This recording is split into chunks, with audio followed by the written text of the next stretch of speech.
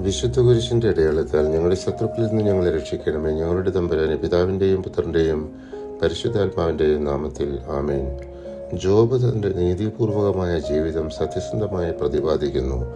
അവൻ തന്റെ പാപരാഹിത്യത്വം തെളിയിക്കാൻ വിവിധ മേഖലകളിൽ തന്റെ നീതിപൂർണമായ പെരുമാറ്റം വിശദീകരിക്കുന്നു.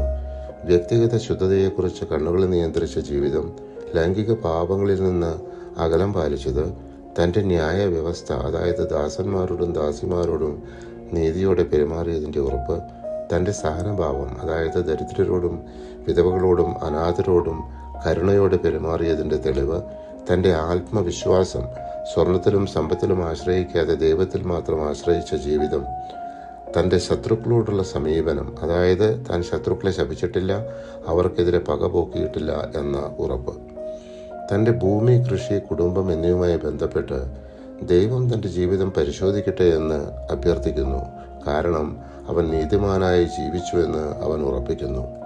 എന്നെ ശ്രവിക്കാൻ ആരെങ്കിലും ഉണ്ടായിരുന്നെങ്കിൽ ഇതാ എൻ്റെ കയ്യൊപ്പ്. സർവശക്തൻ എനിക്ക് ഉത്തരം നൽകട്ടെ. എൻ്റെ ശത്രു എനിക്കെതിരെ എഴുതിയ കുറ്റാരോപണം കിട്ടിയിരുന്നെങ്കിൽ.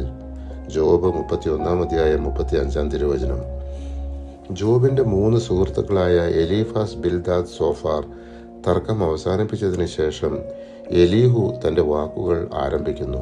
അവൻ യുവാവാണ്, എന്നാൽ ദൈവഭക്തിയുള്ളതും ജ്ഞാനമുള്ളതുമായ വ്യക്തിയാണ്. ജോബ് തൻ്റെ നീതിയെ ദൈവത്തെക്കാൾ ഉയർത്തിയതിൽ എലീഹു ക്രുദ്ധനാകുന്നു. 3 സുഹൃത്തുക്കൾ ജോബിനെ കുറ്റപ്പെടുത്താൻ കഴിയാതെ പോയതിൽ അവൻ നിരാശപ്പെടുന്നു. എലീഹു മുതിർന്നവരെ ആദരിച്ച മൗനത്തിലായിരുന്നു, എന്നാൽ ഇപ്പോൾ ദൈവം തന്ന ജ്ഞാനത്തിൻ്റെ അടിസ്ഥാനത്തിൽ സംസാരിക്കാൻ തയ്യാറാകുന്നു. എനിക്ക് ഭയമായിരുന്നു, ഞാൻ ചിന്തിച്ചു, പ്രായം സംസാരിക്കുകയും പ്രായാധിക്യം ജ്ഞാനം പകരുകയും ചെയ്യട്ടെ. എന്നാൽ മനുഷ്യനിലെ ചൈതന്യം, സർവശക്തന്റെ ശ്വാസം, അതാണ് അവന് ജ്ഞാനം നൽകുന്നത്. ജോബ് 32:7-8 പരിശുദ്ധാത്മാവെ, തിരുവചനത്തിന്റെ അനന്തശക്തിയാൽ ആത്മാവിന്റെ ബലങ്ങളും ദാനങ്ങളും നൽകി തീക്ഷ്ണതയാൽ ഞങ്ങളെ ജ്വലിപ്പിക്കണമേ. ആമേൻ.